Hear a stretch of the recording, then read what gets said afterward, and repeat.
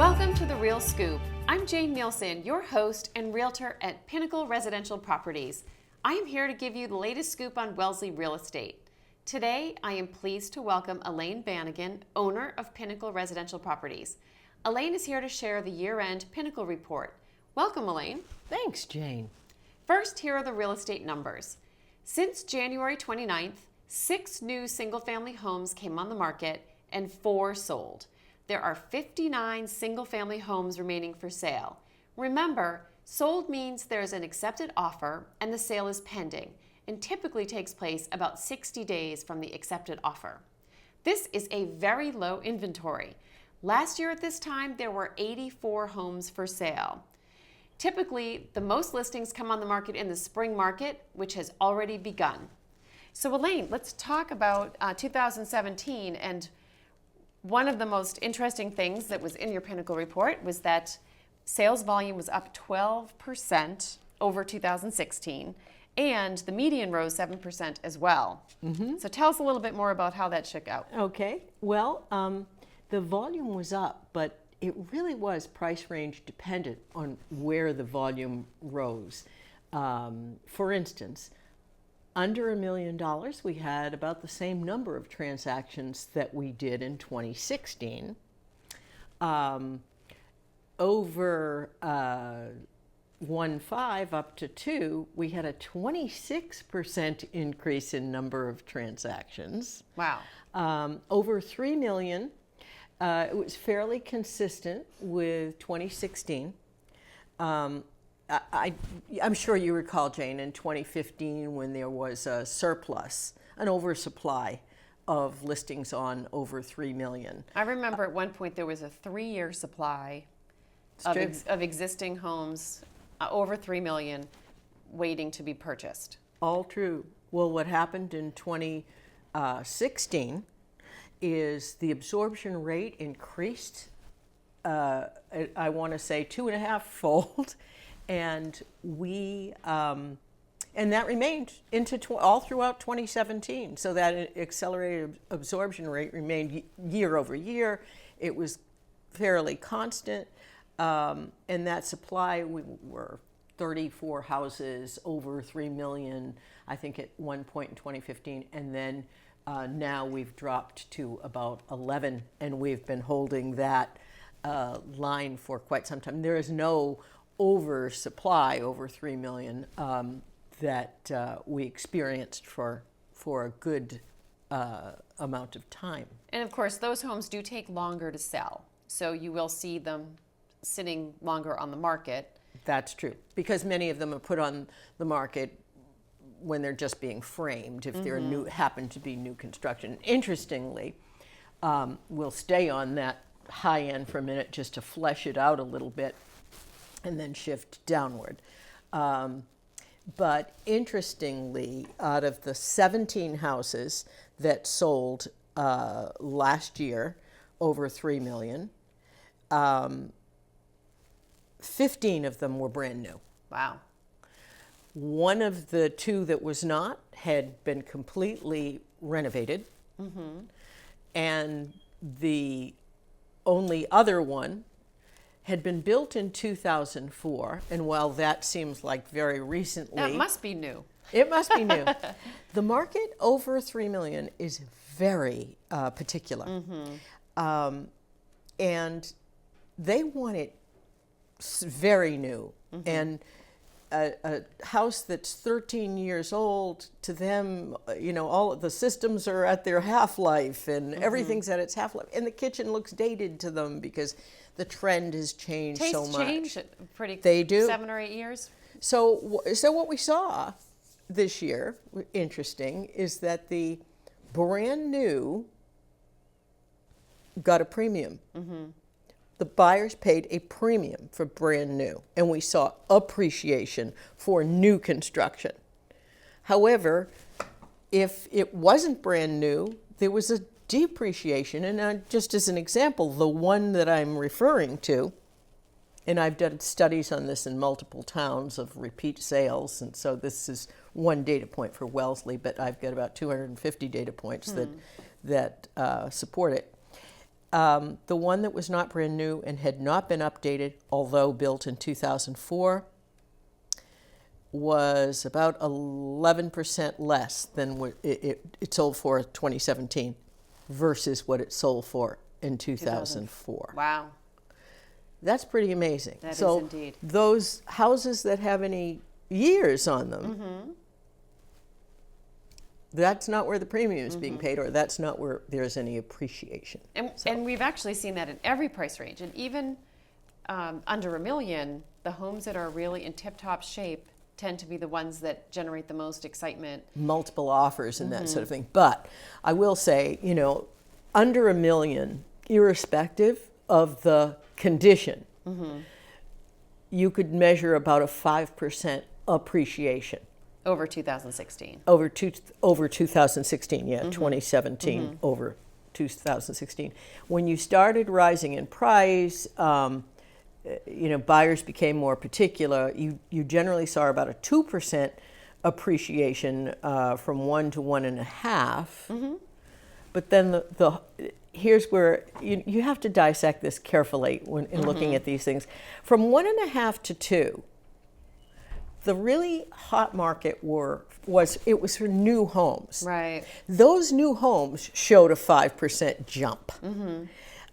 So above that, though, it all became buyers condition, and that's, as you got up into the stratosphere of pricing, you had to, if you wanted a top price, you had to be new or full renovation. And so we talked too about inventory changes from 1 million to 2 million. That was where we saw the most increase of sales. And I've noticed now that new construction, we're seeing a lot of new construction between 2 million and 2.5 that a couple years ago was under 2 million. Exactly. So I think that's kind of an interesting, and we're seeing some of them go under agreement. And to your point, they're, that's a big number. It'll be interesting to see how that fleshes out in 2018. It will. And one of the interesting things about all of the, we talked about volume being up 12%, and that real volume jump was 1.5 to 2. If we look at under $1 million, there were about the same number of houses, both available in terms of the supply that was put on in 2017 year over year, and there were about the same number of sales. So not a lot changed other than an appreciation in those in that price band. So it's interesting how each segment, whether it's first-time single-family home buyer, the young couple selling their condo and coming in, or it's a trade-up buyer, you have to examine those each as a separate section, because the dynamic in each of those, the supply and the demand are very different from one to the other. And again, regardless of life stage, we're finding condition is more important than anything else. And that's been a really significant change in the 13 years I've been doing this. So. I don't know if it's no one's handy anymore or no one has the time to be. I think it's a little bit of both. And, I think a lot of people have two income families, or you have a couple kids, or I think we do more with our children than my parents did with us when we were kids. So I think everyone's just stretched to the limit, and I just don't think it's something they're willing to add to their calendar. That's what I see. So it's true. One of the things we do see, though, again, depending on the price point, if you're in just great condition under $1 million, the buyers are going to really come to that house and want that house. But as you start going up in price, it's more than great condition. They also want the floor plan. Right. And when I say the floor plan, you know what I mean, but the family room off the kitchen and a mud room, which has become more important than a living room to the young buyers today.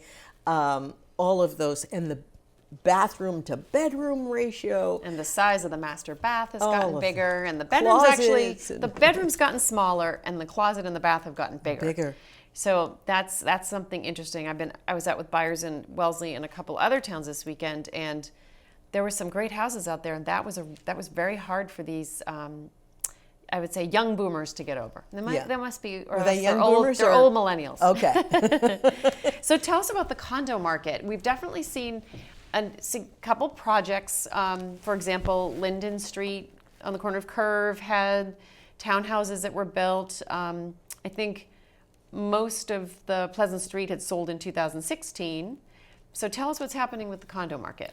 Well, the condo market, we don't have a large number of them. In Wellesley Green, not all of them were in MLS, and we didn't have enough.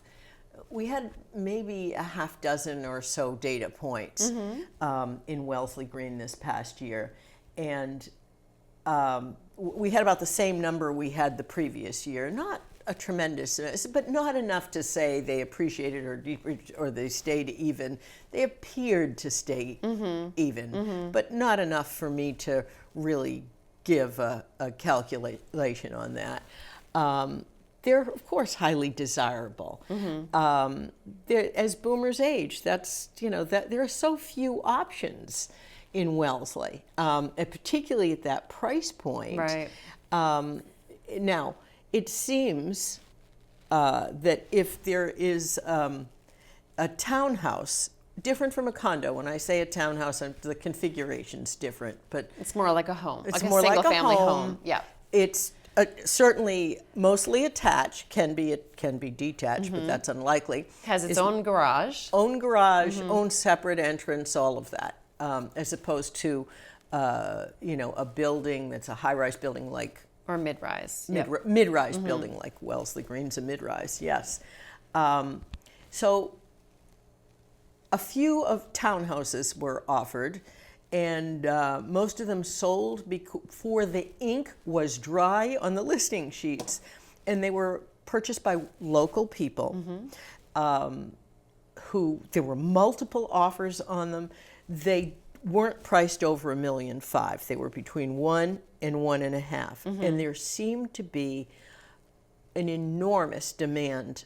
That's a sweet spot where older local people want to be to stay in town and have everything new and convenient, and have either a first floor master or an elevator in the unit, which some of them did have. Yep. Did you sell a unit that had an elevator?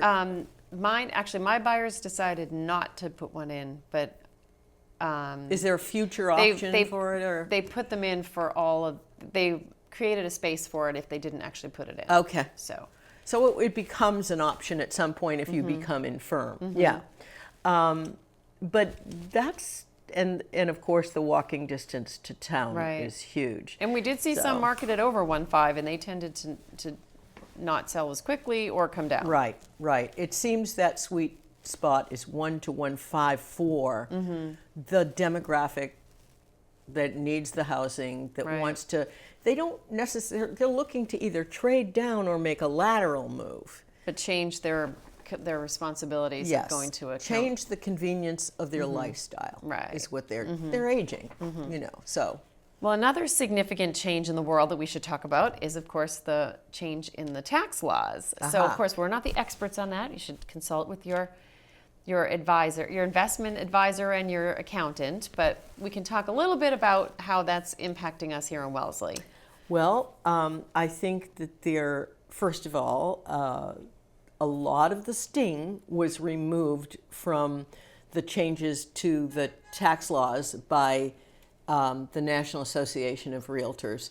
They spent a lot of money lobbying and making their voices heard about their concerns about it hurting the real estate market. And as we've all experienced in the past, so goes real estate, so goes the economy, and we have to be mindful of doing anything that might be detrimental to the real estate market as a whole, making it harder for buyers to buy, making it harder for sellers to sell.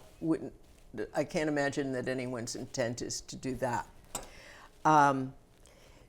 What NAR did do, the first thing that I think I certainly personally owe my a big thank you, is they preserved the capital gains exclusions, which that was on the chopping block, and that is huge to anybody, that an older person looking to sell their home, that they got that capital gains exclusion. Because if they'd lived in that home a long time and the value had increased a lot, you still preserved your deduction Exactly. of $500,000. $500,000 if you were single. married, and $250,000 if you're single. So that's a huge deal for older folks. Yes. The other thing is the cap on mortgage interest deduction. The cap was going to be $500,000. Now, through a lot of effort, is at $750,000, and it was at $1 million. So that's kind of a more agreeable, and amazingly, of course, a lot of mortgages in our towns are over $750,000. Yeah, they are. Now, the thing that is still a little bit of a question mark is how the inability to you have a cap of $10,000 for the state and local taxes of what you can deduct. Now, I will say that Wellesley's tax rate is still, as you know, among the lowest in this area. Yes. We're the lowest along with Newton.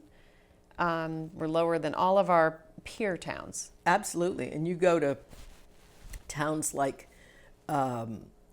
Sudbury. And Wayland and Sherburne, and those tax rates are a burden for some. And I think they're going to be looked at more closely by folks, what they're paying. And Wellesley may be more expensive real estate, but it makes a difference if you can't deduct the real estate taxes.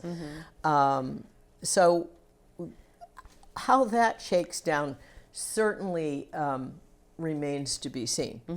And there are people that say, the second home, that was also preserved. You weren't going to be able to deduct any mortgage interest on second home. So that's huge, I think, for a lot of people that in coastal communities and areas such as this, that I know a lot of people making those property purchases on the Cape or the islands. Yeah, because that could really impact the market on absolutely. The Cape if that hadn't been preserved. Of course, that's going to exceed the limit very quickly anyways, and having that, I would imagine. Right. So, but we will see. We really haven't seen a decrease in demand starting this year off, though, have we? No, in fact, it seems like it's hard to convince sellers that it's a good idea to list in February.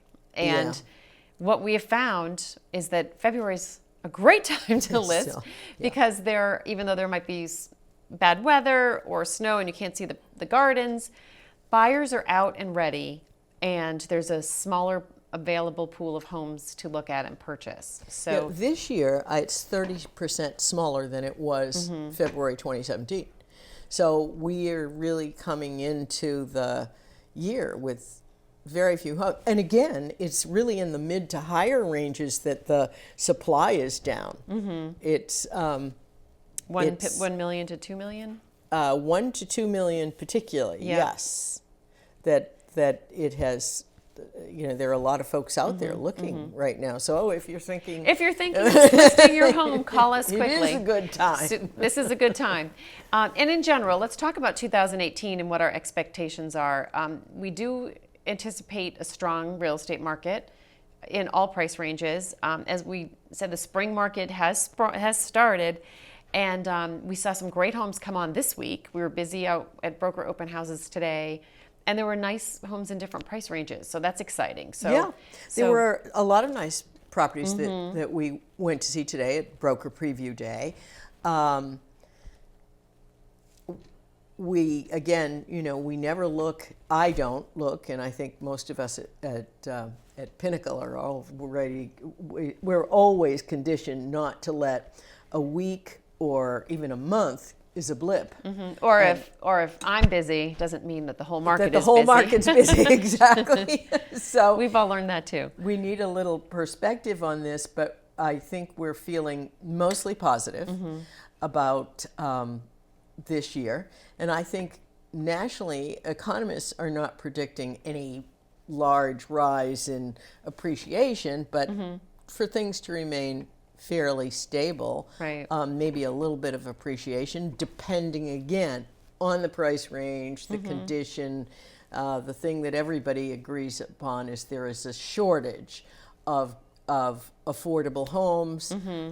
Which in Wellesley, I think we mean under $1 million. Under $1 million in good condition. In good condition. And there's a shortage of empty nester housing. Fortunately, there have been, our neighboring communities have done a bit to alleviate that. I mean, Natick in particular has introduced some great townhouse alternatives and some mid-rise alternatives that they just, nearly 300 of them sold in a flash. And that's a lot. That's a good amount, and more in the works. So that will be somewhat helpful, but the demand, the size of the boomer population and the size of the millennial population, there are two pigs in the python here. So, and both of them are after the same price points, really. Right. So it's the people that are already, the people that are spending the larger amount of money are already involved. They tend to be trade up. They're moving to. Of course, there are certainly empty nesters that can afford a very nice luxury townhouse, whether it's in Boston or Weston. Right? Which that's the Highland Meadows is now. The new units at Highland Meadows that's it. They're all sold out. All sold out. Yep. So we're starting to see resales. So we that's see interesting. resales, but that set the bar very high. Those were quite luxurious. Oh my goodness. Yeah, they certainly are. Well, thank you for coming by to give us the update. We'll look forward to having you back in the summer when we've got the spring market in the rearview mirror. So that'll be interesting. It will indeed. I look forward to coming back. Thank you. So if you are thinking of selling your home in 2018, now is the time to give us a call and find out what you need to know. Thanks for joining us at The Real Scoop.